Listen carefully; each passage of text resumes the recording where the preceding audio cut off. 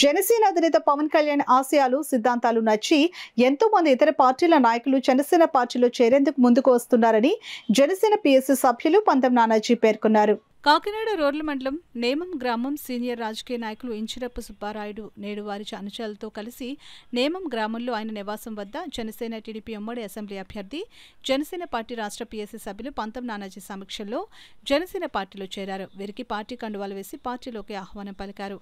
ఈ కార్యక్రమంలో TDP rural మండల అధ్యక్షులు రామదేవసి తైదొర, జనసేన పార్టీ గ్రామ అధ్యక్షులు దాసరి శివ, మండల ప్రధాన కార్యదర్శి పోసిన రాము, పోలవరం అధ్యక్షులు దెయ్యాల హరిబాబు, మాదరపు తాతాజీ, పుల్ల శ్రీరాములు, పుల్ల శ్రీనివాస్ తదితరులు పాల్గొన్నారు.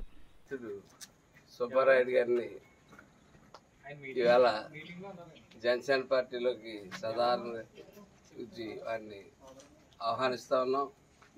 ఎంతో కాలంగా వారి పార్టీలోకి వస్తే ఆయన సేవలు, ఎందుకంటే సుబ్బారాయుడు గారి సేవల గురించి నేను మీకు చెప్పక్కర్లేదు కదా, వేరే చోట ఎక్కడైనా చెప్పాలి తప్ప మీ ఊర్లో మేము చెప్పక్కర్లేదు. ఎందుకంటే సుబ్బారాయుడు గారు ఓ పని పట్టుకున్నాడు అనుకోండి, ఎవరు ఇప్పుడు ఆ పేటలో ఈ పేటలో ఈ పేటలో ఏ పేటలో ఉన్నా అవ్వచ్చు. ఆ పని పట్టుకుంటే ఆ పని అయ్యేదాకా మోటార్సైకిల్ ఎక్కించుకుని ఆ పని ఏ పార్టీ అయినా వచ్చి ఎవడన్నా వచ్చి ఆ పని చేసి మనిషి ఈ రోజుల్లో అసలు కరువు అయిపోయిన రోజుల్లో ఉన్నది. మనకు ఏకైక స్పెసిఫిక్ మిగిలింది సుబ్బారాయుడు గారు ఒకటే మిగిలింది. ఈవేళ జనసేన పార్టీలోకి వస్తారంటే పవన్ కళ్యాణ్ గారు కూడా చాలా గర్వంగా ఫీల్ అవుతున్నా. ఇది మేము ఖచ్చితంగా పవన్ కళ్యాణ్ గారి దగ్గర తీసుకెళ్ళి జాయిన్ చేయాలా. కానీ ఎన్నికల సమయం, ఈ సమయంలో ఎవరికైనా ఈయన ఎక్కడ బిజీ పని ఉంది, ఆయనకి ఎక్కడ బిజీ పని ఉంది.